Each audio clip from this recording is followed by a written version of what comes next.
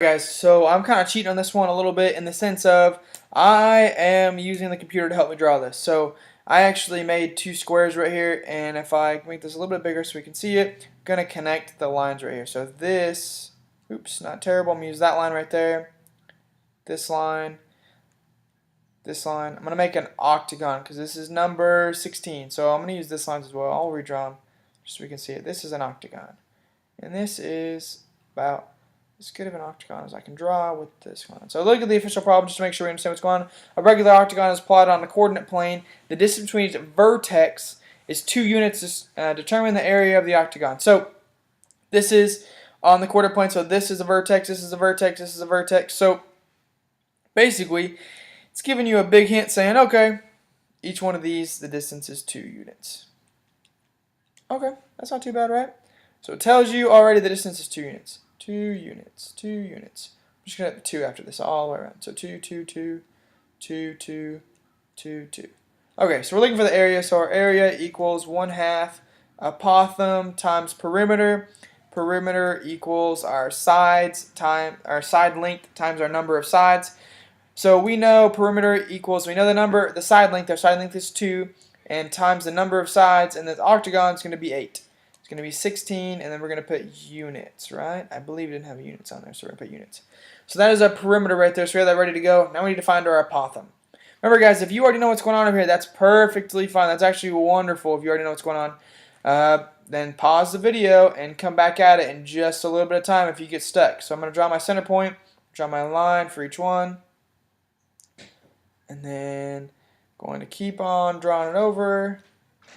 Almost done because this is the last problem. I really appreciate you guys' help and help me do that. Okay, so we know each one of these is 2, so I'm going to figure out what the interior angle is going to be, right? So I draw my circle on here. I know that each of them the same. They're 1, 2, 3, 4, 5, 6, 7, 8.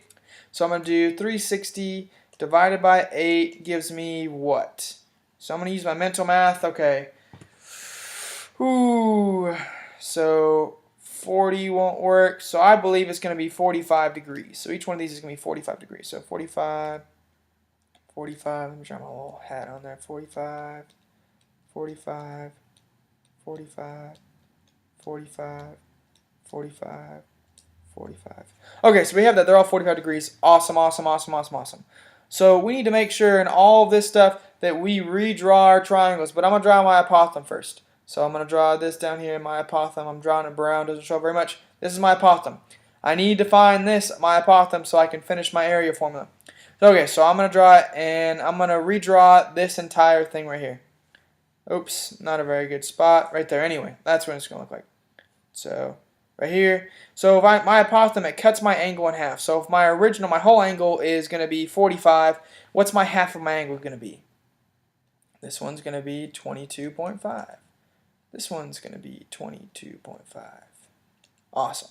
And then if this whole side length is 2, if we cut it in half, it's going to be 1 and 1. So I'm going to redraw my triangle. Fun stuff. Okay, so I'm going to draw it over here. I'm going to draw the right side, right? Just to be fun on the fun side. So I'm going to draw that right angle. There's 1. This angle is 22.5 degrees. I didn't put my degrees over there. So we have that. Now we want to find the apothem. The apothem's here. So the only way we can do it's not a 3690, it's not a 45-45-90, so it's going to be a trig function. So we're going to use SOHCAHTOA. So in this case we have O, our opposite is across from the angles right here, and this is our apothem, right? And this is also the adjacent. So we have all that stuff right there, so we're actually going to use the O and the A. So in this case, we're going to use the tangent function again. So tangent of 22.5 degrees equals, and its opposite, which in this case is 1, over adjacent, which in this case is our A, our apothem, right?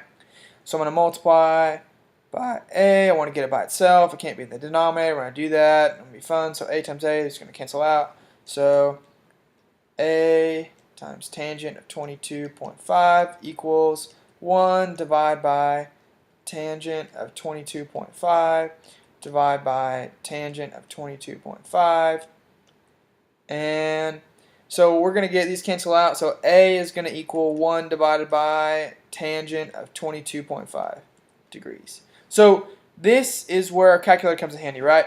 So in this case, I don't have a calculator at home. I'm doing this at home for you guys. I really appreciate you guys listening.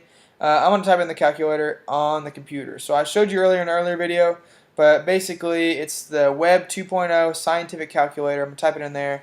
And as soon as I get there, I already forgot what I'm supposed to type in. So let me look back again. So we're going to apothem equals 1 divided by tangent of 22.5. 1 divided by tangent of 22.5. 1 divided by tangent of 22.5. We look at it. This is exactly what I want. We're doing it out of degrees. Awesome, awesome.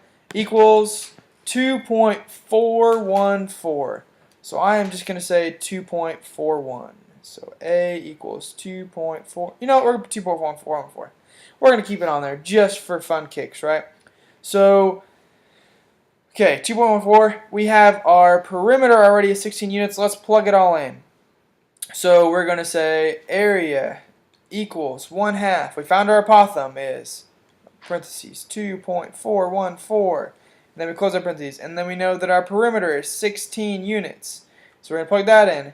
Plug it in the calculator. And I don't want to mental math this one. I want to mess you guys up. I forgot what it is already. 1/2 times 2.114 times 16. So let's see if I can do this. So times 16 times 0.5, right? That equals 19.31, which rounds to 19.3. So I'm going to get area equals 19.3 what? Units squared. Alrighty, guys. So if you guys finish this up, I really appreciate you guys getting here. Make sure that you guys do as much work by yourself. I know we're kind of getting to the end of the videos already, but just a big reminder that the more you guys do, the better off you're going to be and work in your groups. I really appreciate you guys listening to me. If you have any other questions, don't forget to raise your hand. And if you want to work on number 17, it should be on the board over there, and I'd love to talk about it with you. Very interesting stuff. So, if not, please pay attention to class, and I'm excited that you were able to watch this video even if you were at home. Thank you very much.